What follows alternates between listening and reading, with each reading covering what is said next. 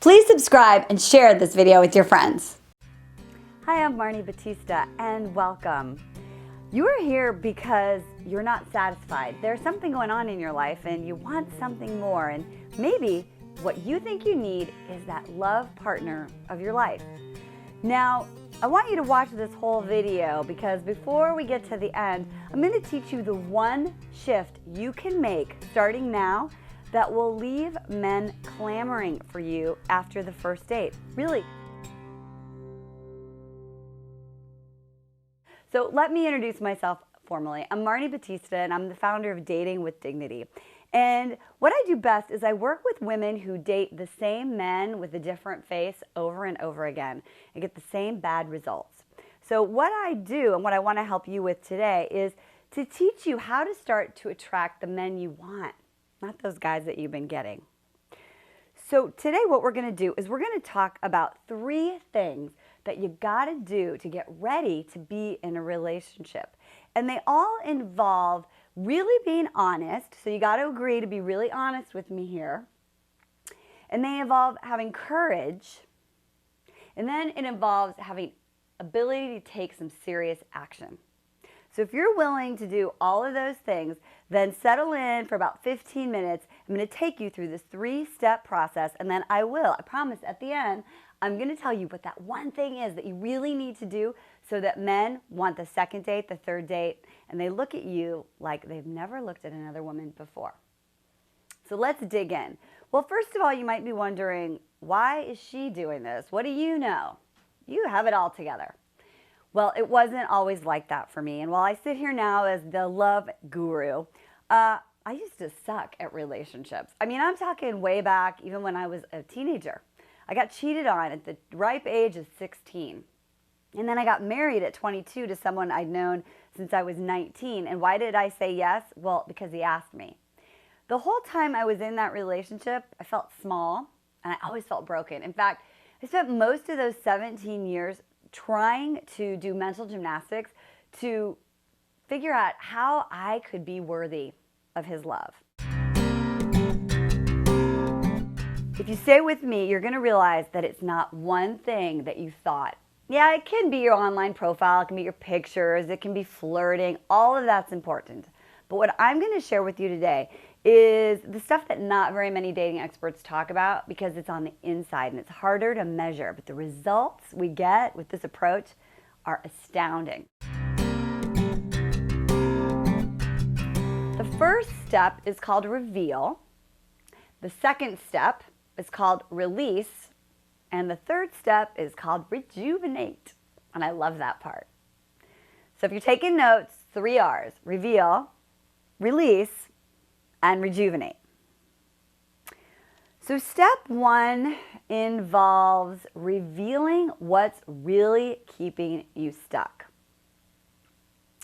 Now, when I teach my class, like Breaking Free from Your Romantic Rut, which is like my signature basic class, people come to that class because what they think is keeping them stuck is something outside of them. And some of them are like, why am I stuck? I mean, I have everything going on in my life except this relationship piece. It doesn't make sense. And so what we have to do is we have to reveal what it is that you believe in your core that's keeping you stuck in that romantic rut that you're currently in. So there are 4, we'll call them blocks. They're like weights on your back, and they keep you down and they keep you feeling small and stuck. And when you have these blocks heavy on you like weights, then what happens is you become unavailable for opportunity. And when you're in that heavy space, you're not going to attract those guys that you really want. You're going to attract a whole different caliber. And I know you know who I'm talking about because you've been dating them. Okay, so what are the 4 blocks? The 4 blocks are an acronym, and you can write down LAICs. L-A-I-C. And the S is just because they're plural, because there's a lot of them. So I want you to imagine, maybe you even want to draw it out, you know, a big circle, big old circle, and that's your head. And in that circle, just draw a line halfway, cut it in half. And at the top of that circle, I want you to write conscious. And on the bottom half of that circle, I want you to write unconscious or subconscious. Now here's the deal. On the top half of your head, that's your intellect, and that's your consciousness. And that's all the stuff that you're aware of. You know, go left, go right, get up, make a choice, fill out a paper, answer this letter, you know, whatever it is. That's your conscious choices. You're aware of everything that you're doing. And most of us are dating from this conscious place. So we think that we know what we're doing. We're aware of it.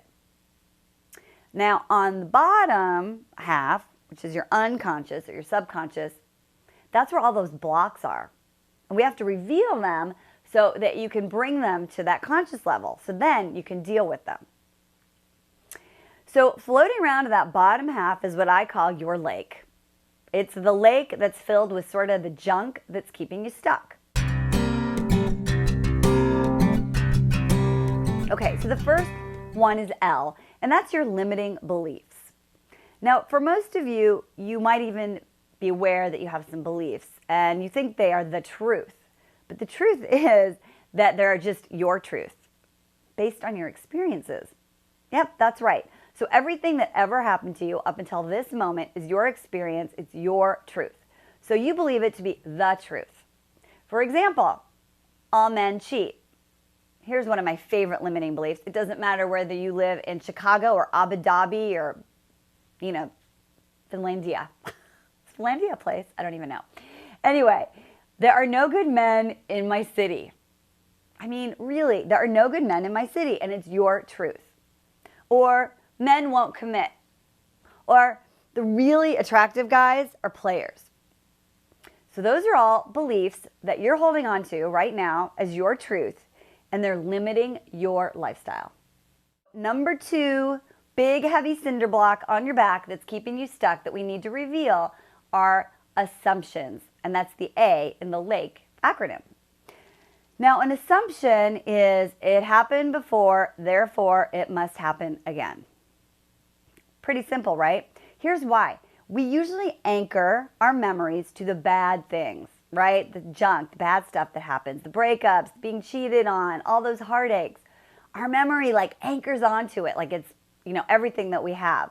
And so what we have to do is we have to take those experiences and become aware of them, because what they do is they translate into assumptions.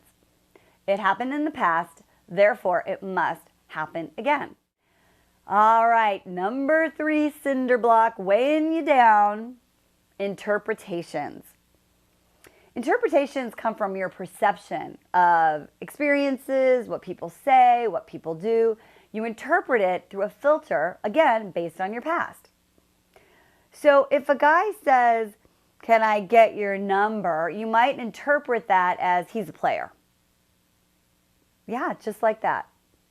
Your brain does a whole lot of gymnastics to take what's said and fadoodle with it to get an interpretation that really fits what happened to you in the past.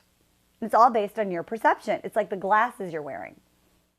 All right, now the last one, the C in the lake that's swimming around in your subconscious that's keeping you stuck in your rut, is what I call the committee of demons. It's that gremlin voice. It's that inner critic. And the bottom line, ladies, is that, you know, your inner critic, the committee, is whispering, "I'm not good enough. I'm not good enough." Ugh. One of my man panelists, when I did an interview with him, he said, check this out. When you're looking in the mirror naked after a bad date or good date, or you're not feeling so pretty, that's what we call it in my world, when I'm not feeling pretty, you look in the mirror and you look at yourself and you say those things that you wouldn't even say out loud. Not good enough. I'm too fat. I'm too old.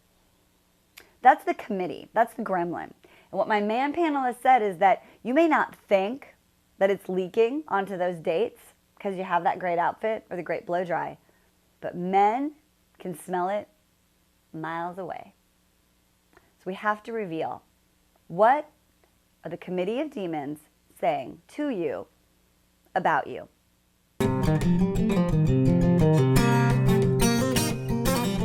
So what we have to do next is the second step of this process, which is release it.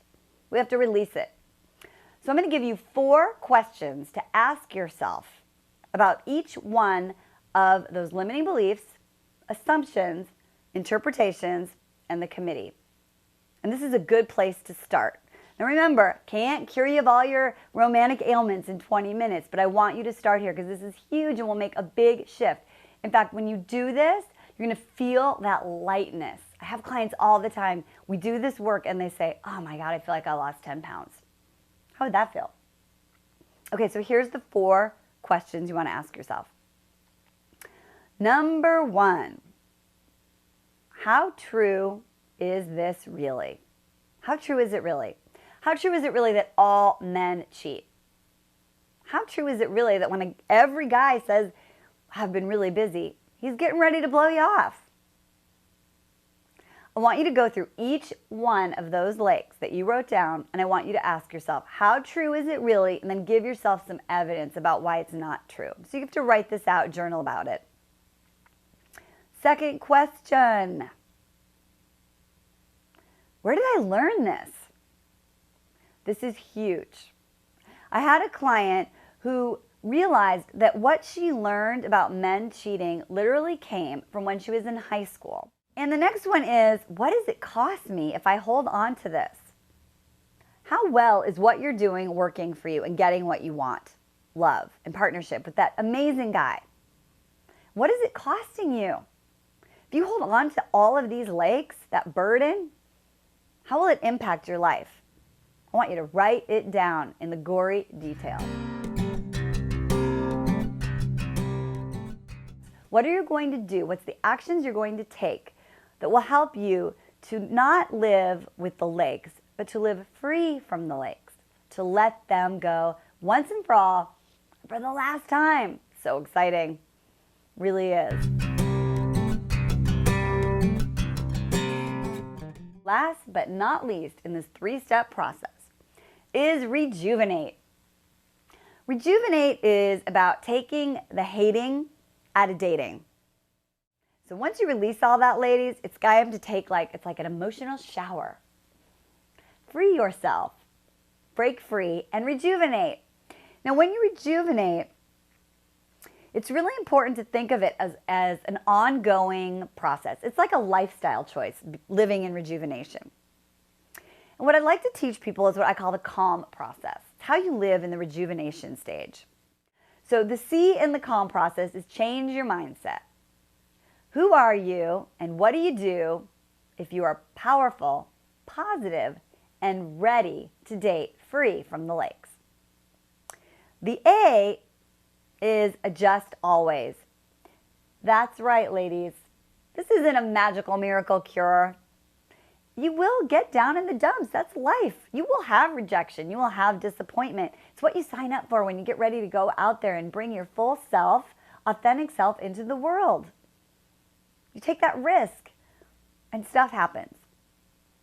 So you have to adjust your mindset and go, no, no, no, no, no. How true is that really? Where did I learn it? What is it costing me? How can I let it go? And what am I going to do to be an action of my newfound freedom?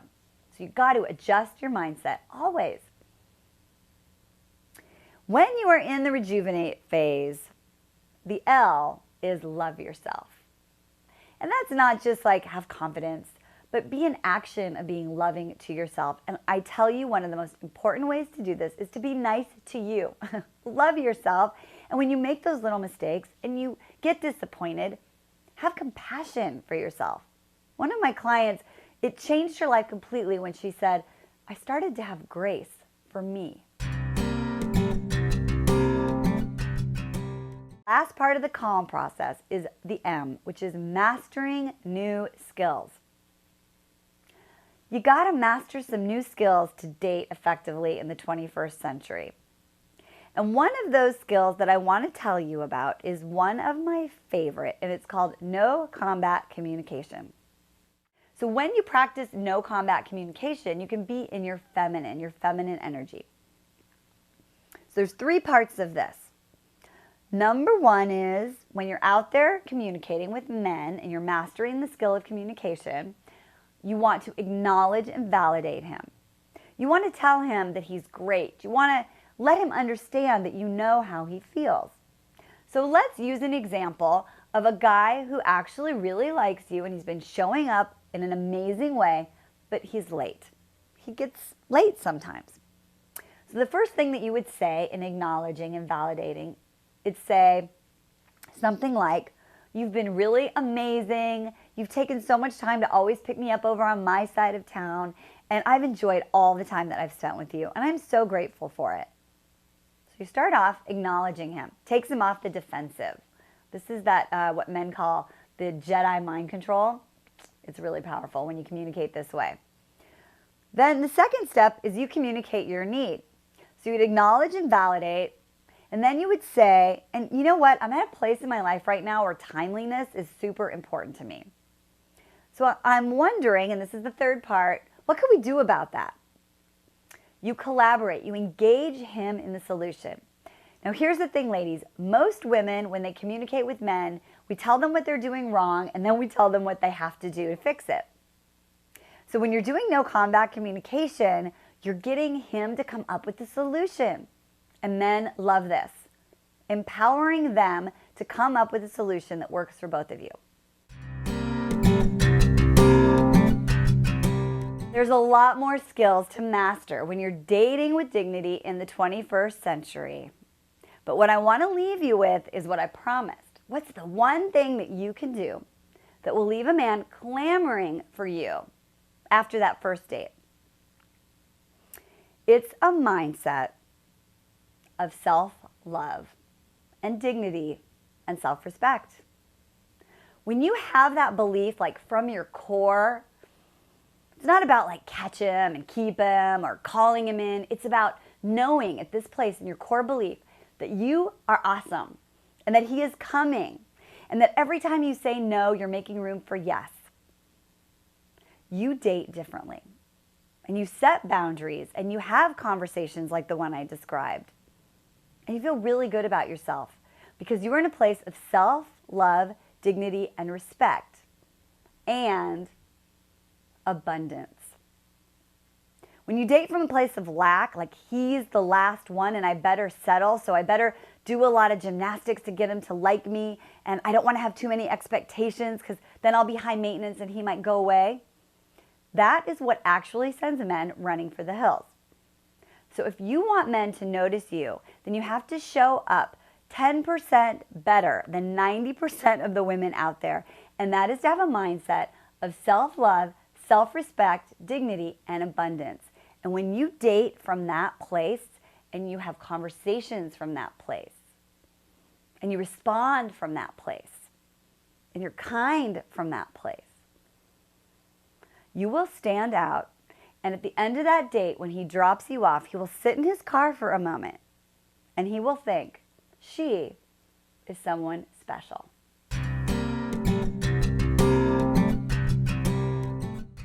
I really want to know, what did you learn in your reveal stage? How did it feel to release? And how's it going with your rejuvenation and mastering the art of self-love, dignity, and self-respect and dating from a place of abundance?